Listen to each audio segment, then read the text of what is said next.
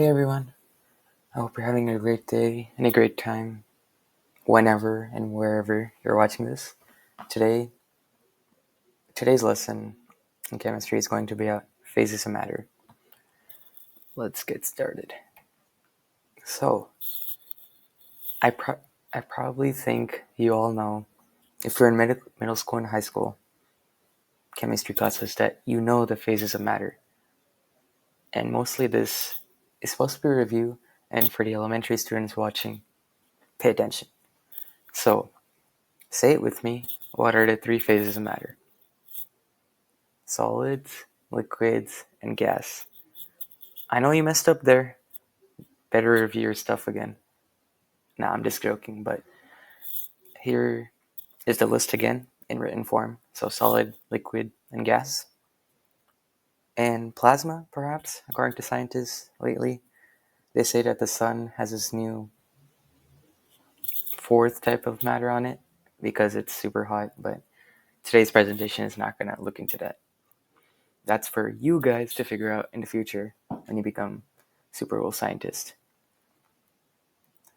Okay, so let's focus on the phase conversions relating to a solid. So let's say you have a solid and then it converts to a liquid. That's called melting, as we all know. But if we have a solid and that goes to a gas, that has a fancy word called sublimation. And I wish there are certain acronyms or memorization techniques for these because I'm a man of these techniques. I love to use these patterns to memorize stuff instead of brute forcing them. But unfortunately, for this topic, you're kind of gonna have to memorize these through brute force. So, and I hope I can help you with that, so I can lessen the burden. So I can lessen the burden on you. Jeez, can't get words out today. But that's it for solids. And for phase conversions of liquids, it's a similar thing. So if we have liquid and we want to convert it to gas, it's called evaporation. Common knowledge there. And if we want liquid and we want to convert it to a solid, it's called freezing. Also self-explanatory. And also to note, in this lesson, I'm not going to talk about how to do these procedures. So I won't talk about how you can evaporate liquid to gas. I assume that you guys can understand that when I just say evaporation and freezing. And lastly, we can talk about gases and their phase conversions. If we want to convert a gas to a liquid, it's called condensation. And if you want to convert a gas to a solid, it's called deposition. So, two more complicated words compared to liquids and gases, but I think you probably heard condensation in the water cycle when you're learning in biology class or science class. And deposition was the hardest one for me, at least, to learn because this doesn't seem like it relates to phase conversion. When I think about deposition, the first time I heard it, I thought about bank transactions and you know how you deposit checks. I thought it was something about that, but later I learned the hard way that it was from gases to solid and the phase conversion from that.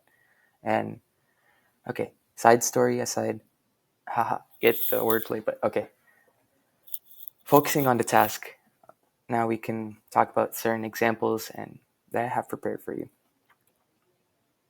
Oh, before that, here's a general image, a clean image, in my opinion, conveying all that information that I explained for maybe 3 minutes into one slide. So feel free to screenshot it or take a mental screenshot if you're that type of person.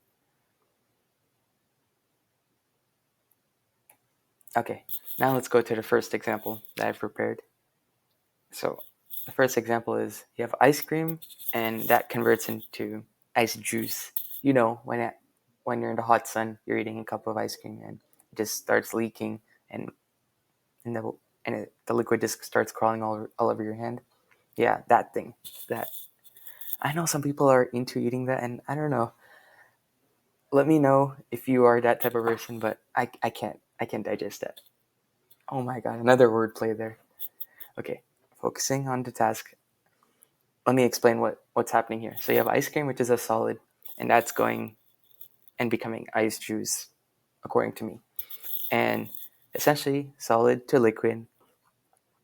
Say it with me. What is it? Evaporation. No, it's not. It's melting. Yeah, you said it correctly. Honestly, these examples are very easy, and it's just so you can build a base knowledge of chemistry on which teachers can build and construct better and more complex understandings of different topics. So I think these examples will be pretty easy. And for example two, we have dry ice. If you haven't encountered with dry ice is basically the solid version of carbon dioxide. So you can buy it at certain stores and they'll probably keep it in like super freezing temperatures with probably liquid nitrogen and stuff. So yeah, you have solid carbon dioxide, and if you bring it into the sun, it'll become a gas. So what do we call when a solid turns into a gas? Sublimation. Yep, that's correct. And the last example I have for you is a very easy freebie one. You have water and you turn it into water vapor. So essentially liquid to gas. You probably see it every day when you're boiling water. Oh, I said it right there. The answer is evaporation. And essentially, okay, let me rephrase, regroup. After all this, we can simply understand that these phase conversions are really simple, and if you can just memorize the specific terms related to the process, that you'll be set for this chapter or this unit of your chemistry class. And that takes me to the trivia section of this lesson, because I felt like this lesson was a little short and a little too simple for you guys. So here's a trivia question. What are the only two elements that are in liquid form on the periodic table at room temperature? Although you may think there's no elements or it's impossible, trust me, there are two elements on the periodic table that are in liquid form. Let me know through the Brillianaire contact process or something what your answer is to this question, and in the next lesson, I'll hope to have the answer to this. So stay tuned and keep watching Brillianaire to find the answer. Cool. Signing out. Thank you.